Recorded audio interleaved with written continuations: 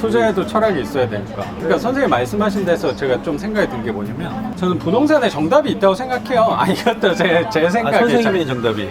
저의 정답이죠. 네, 그렇죠. 정답이 뭐냐면 오래 버티는 거라고 생각이 드는 거예요. 아, 그렇죠. 네. 트렌드 아까 말씀하셨는데 이 부동산을 내가 계속 그냥 갖고 있으면 언젠가 트렌드가 왔을 때 이게 물고서 올라가는 거라고 생각을 하거든요. 근데 사람들은 자꾸 트렌드가 왔다 갔다 하고 있는데 이거를 내가 잡으려고.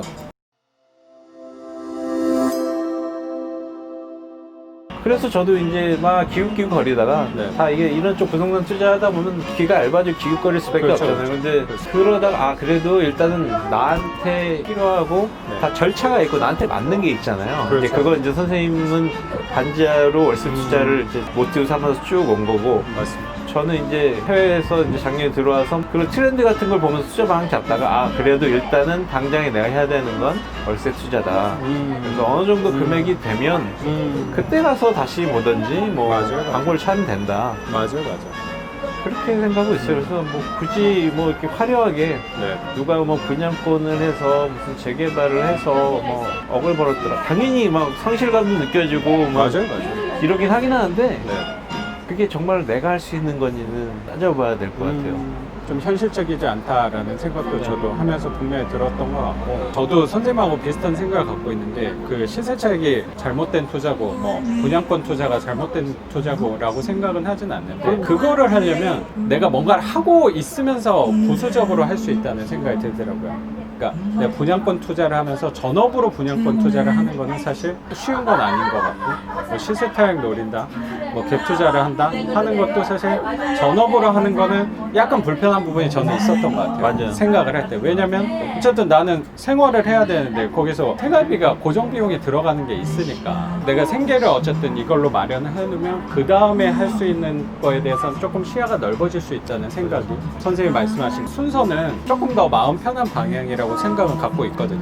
맞아요. 그러니까 보통 전업 투자를 이쪽 부동산 쪽에서 뭐 이렇게 뭐 경매 강사님들이나 좀 유명한 네네. 사람들이 전업 안 하는 게 좋은데 굳이 한다고 하면 월세를 어느 정도 만들어낸 데 말하는 게 이제 보통 중거거든요. 그런 얘기를 예, 하는구나. 왜냐면 안 그러면 힘들어서 버틸 수가 없는 거예요. 그러니까 맞아. 이제 비유를 하면 이런 거랑 같다고 봐요. 이제 보통 회사들이 사업을 하다 망하는 경우는 고정비를 감당 못해서 맞아. 그 캐시플로우가 제일 중요하잖아요. 맞아. 근데 고정비 감당을 못하면 망가지는 거거든요. 맞아. 물론 프로젝트 베이스 무슨 공사 수주하고 이렇게 하면은 매출이 쭉 올라가서 떨어지긴 하지만 기본적인 기저 매출 혹은 이 고정비를 감당을 못하면 매출 1,000억 하는 회사가 1억을 결제를 못 맡아서 망하는 경우가 되게 많거든요. 그런 것처럼 일단은 이런 투자를 하려고 하면 네. 기본적으로 내가 생활은 네. 근데 이제 제일 좋은 건 회사를 계속 다니면 고정비가 나오고 그렇죠. 그래서 숫자를 하면 좋긴 한데 네. 이제 사람마다 저 같은 경우 이제 네. 회사는 일단 멈춘 거죠. 목숨의 위협이 그러다 올 보니까 수 이제 저한테 당장 급한 건 물론 해서 제가 무장권이라도 뭐라든 해서 돈이 뭐 5천만 원, 1억, 2억 벌 수도 있겠지만 그건 한 번 보고 벌고 어떻게 되는지 모르고 또 그렇죠. 잃을 수도 있는 거잖아요. 그렇죠. 맞아요. 그렇기 때문에 그래서 투자 방향을 저도 되게 고민을 많이 했는데 네. 자기 자신에서 좀 알아야지. 맞아요. 안 그러면 그냥 따라가다가 진짜로 투자해서 항상 버는 사람보다는 실패하는 사람이 좀 더 많을 거라고 생각하는 부동산이 안전하다고 해서 내가 어떤 상황인지 어떤 사람인지에 대해서 좀 스스로 많이 이렇게 생각하고 고민을 해봐야지 나한테 맞는 걸 찾을 것 같아요. 맞습니다. 꼭 뭐 현금흐름 투자를 먼저 해야 되고 시세 차익을 그 다음에 해야 되고 정해진 건 정해진 건 없지만 없어요. 그래도 나를 먼저 파악하고 내가 그렇죠. 현금흐름이 맞다면 맞아요. 그걸 먼저 가는 거고. 아니면 나는 시세 그냥 차익이 회사는 그냥 그렇죠. 꾸준히 맞아, 60억 맞아. 대 다닐 거고 여기서 뭐니까 나는 내가 갖고 있는 돈 뭐 5천만 원이든 1억이든 1천만 원이든 잘 굴려서 맞습니다. 나 이게 좋다 하면 그렇게 가면 되는 거고. 그러니까 역시 철학 전공하신 그 느낌이 아니 철학가 무슨 철학적인 거잖아요. 굉장히. 뭐 투자에도 철학이 있어야 되니까. 그러니까 선생님 말씀하신 데서 제가 좀 생각이 든 게 뭐냐면 저는 부동산에 정답이 있다고 생각해요. 아, 이것도 제 생각이죠. 선생님의 정답이. 저의 정답이죠. 네. 그렇죠. 정답이 뭐냐면 오래 버티는 거라고 생각이 드는 거예요. 그렇죠. 네.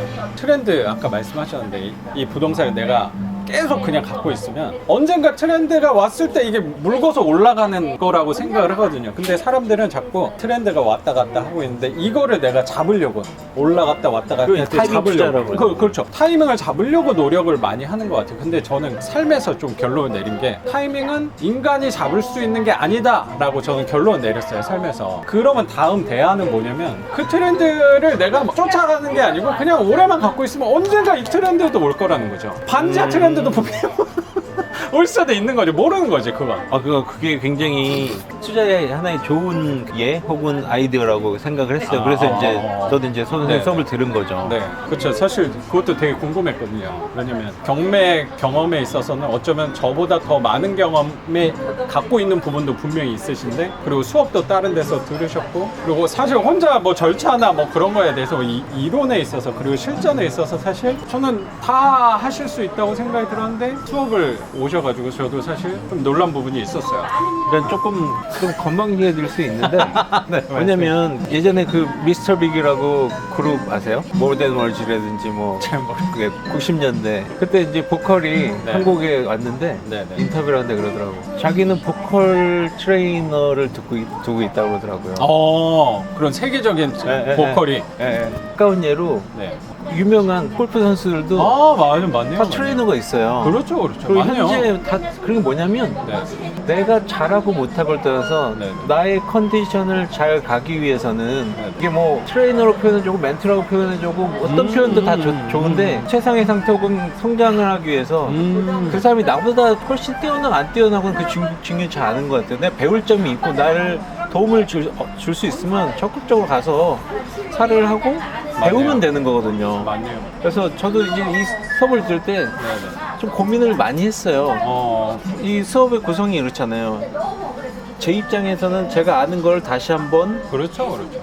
짚을 수가 있고, 그렇죠.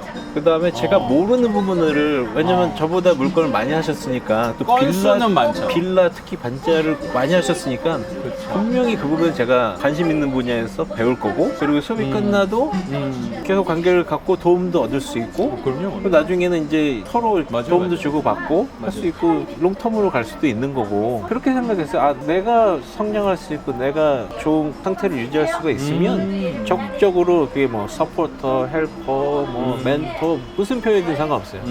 그래서 내가 사를 하고 배우면 되는 거니까. 네. 그래서 좀